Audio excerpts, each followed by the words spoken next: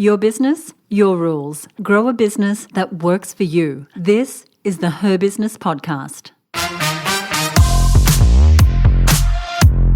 Hey there, welcome to the Her Business Podcast. I'm Susie Daphnis and I help established women business owners step out of the day-to-day and lead businesses that don't rely on them. I'm your host. My name's Susie Daphnis. As I said, I'm the CEO at Her Business, and today is a short Ask Susie episode. Now, the Ask Susie episodes are where I answer real business questions that are sent in to me, and this particular question is something I see coming up all the time in our community, in our programs, in direct messages we get, and this is it. The question is, how do I stay focused on one marketing strategy long enough to see results? And I want to say up front, if you've ever felt like you're in a constant state of marketing chaos, you're jumping between strategies, you're trying everything, you're starting things and stopping things and wondering why nothing seems to stick, there are many other women in the same boat. Now, marketing is inherently a game of trial and error. It is testing, it is experimenting. But to find the strategies that work for your business, your industry, your niche, your audience, you have to try strategies long enough to actually see results.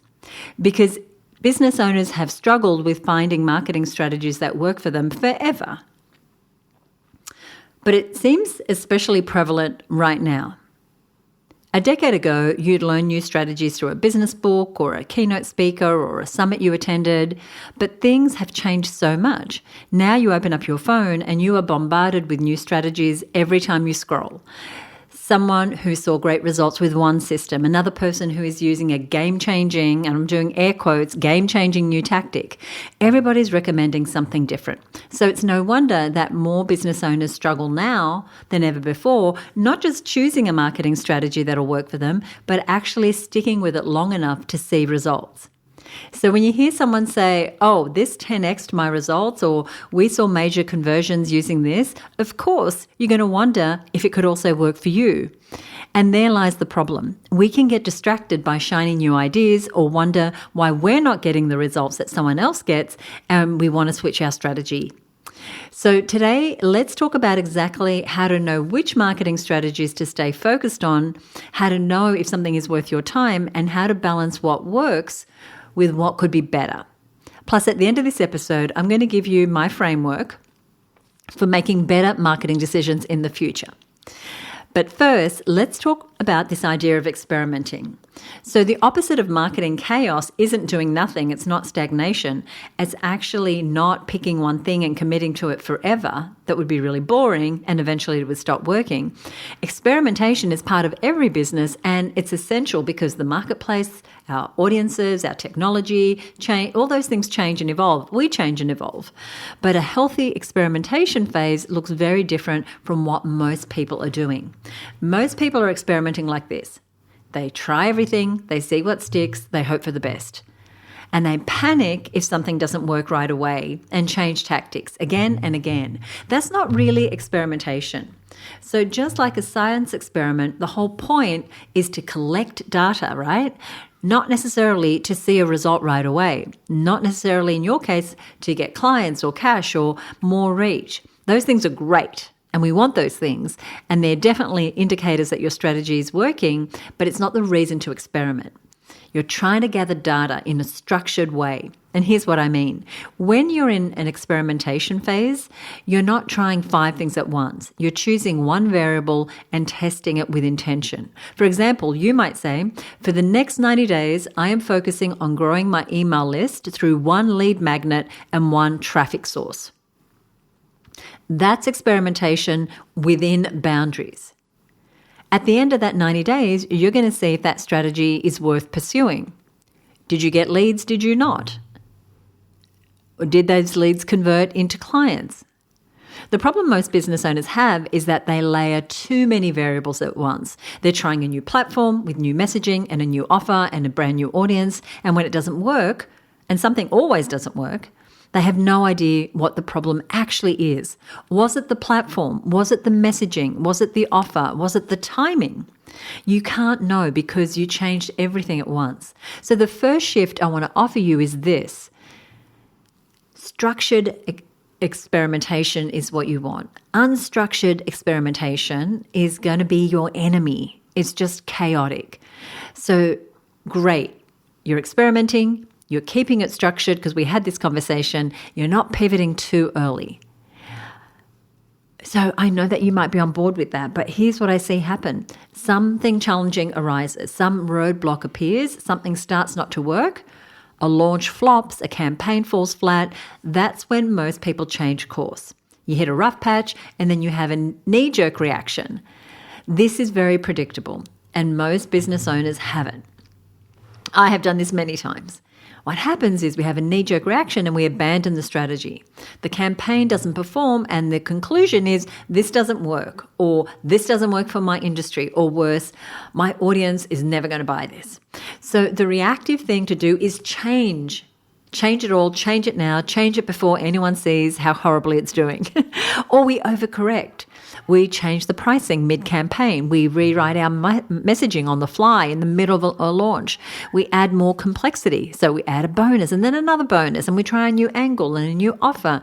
And instead of stepping back and asking the one question that actually matters at these roadblocks, which is, what is it that's not actually working? So taking the time to step back and ask yourself that without panic and a knee-jerk reaction is very, very hard. It's really uncomfortable to sit in uncertainty. Our heads might know that we definitely want to be driven by data and feedback that we're getting, but our anxiety kicks in when something goes wrong. You feel in your gut something is not working, so we jump to fix the solution. But remember, the goal of your experimentation phase is to gather data. This is a really great exercise to do. You put your science hat on and you say, this isn't to win clients or make profit. It's to understand what works and what doesn't. And then you can incorporate that into your future marketing. So it takes actually stopping, being methodical, watching for the feedback, then making decisions on hard data. So why is it so hard to stay focused on one strategy? Why do we keep switching? I think the real answer is more layered than we think. It's rarely just our impatience. It's rarely just because we're not getting the results we expected now.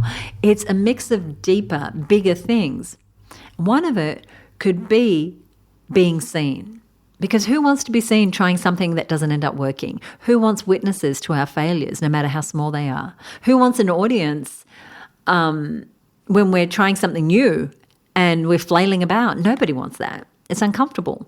So instead of letting the discomfort sit with us and learn from it, we jump into the next thing, hoping that works instead. That's the first thing, fear of visibility. The second thing is comparison. This is another one. Seeing someone else succeed with a completely different strategy and thinking, maybe I should be doing that.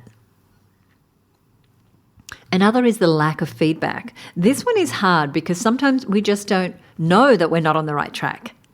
And this can happen when we're working in isolation, as so many business owners do, without a sounding board or community around you. So we're not getting the feedback on what we're working on. And the other is identity. Okay, so I'll just talk about identity in a minute, but I mentioned visibility, comparison, lack of feedback, and identity. And identity is about feeling like this should work for me. I have the experience. I've been doing this for years. I'm smart enough. And all of that is true, but sometimes things don't work regardless. It can feel deeply personal when something flops or something you poured a whole lot of time into doesn't go well, especially when it's not just you, but your team has also poured their heart and soul into it. Underneath all of this is a deep desire for certainty. Now, switching strategies gives us this temporary hit because it's a sense of control. I'm taking control, I'm changing direction. Whereas staying with a decision requires trust in yourself, in your strategy, in the process. That is much harder work. So back to the question of how long does a marketing strategy actually need to run before you can fairly assess whether it's working? I think you want to give something 90 days. That's my answer. Sometimes it's going to be 6 months in order to see meaningful results. And as someone who's fidgety like me, I can tell you doing this has not always been easy. Because marketing isn't just about immediate conversion. It is about building awareness. in an audience of what you want to be known for. It is about strengthening your messaging. It is about creating consistency and trust with your audience over time. And what most people massively underestimate is how long it takes for momentum to build, especially when you are changing who you're for or what you offer or how you deliver your services. And when you change direction without letting the course play out, that moment gets reset. Every time you switch, you are back to zero again, back to no feedback, no traction, starting from scratch. Now, if you're one of our Her Business Network members, you know that we do things in 90-day increments. You've heard about these 90-day projects. We're planning in 90 days at our strategy meetings. We're analysing our results every 90 days. We're looking at our marketing. We're looking at our money. We're looking at what changes we want to make every 90 days. Because if you give something a go for that period of time, that is long enough for you to know if something is working. Before you refine it, before you tweak it, before you pivot it, you will have had enough of a chance to get objective data in order to make a right decision. I want you to know as you're listening to this episode now, there is a difference between this isn't working and this isn't working yet. And I really want you to hear this. That one little word makes such a difference. A strategy that is not working yet will often show little signs of movement. Maybe it's increased engagement or more aligned responses from your audience. Maybe some early traction, even if it's not full conversion, even a deeper sense of alignment for you personally. That's how you know you're on track. A strategy that's genuinely not working feels flat. There's no engagement, there's no responses, the people you're attracting are the tie kickers or the wrong people, and there's no improvement over time regardless of what you do, and it doesn't feel good to you. So the question to ask yourself is this gaining momentum even slowly, even a little bit, or am I getting a no signal at all or all no signals? Now, that distinction matters. You can't expect to see massive conversions right off the bat, as I mentioned. If you do, congratulations. But you can start to pick up on the smaller cues. Those cues are going to help you pivot strategically at the end of your experimentation period, which we said might be 90 days, might be longer depending what you're doing, rather than you having a manic panic and pivoting. Right? So the signals are going to show for you that something has potential to move the needle, to bring in the profit. So what happens when you do your experimentation and you're not getting any of those signals? You're facing flat water. There's no movement, no excitement from you or others, no indicators. There are three things that happen most. And often it's not the platform that you're using.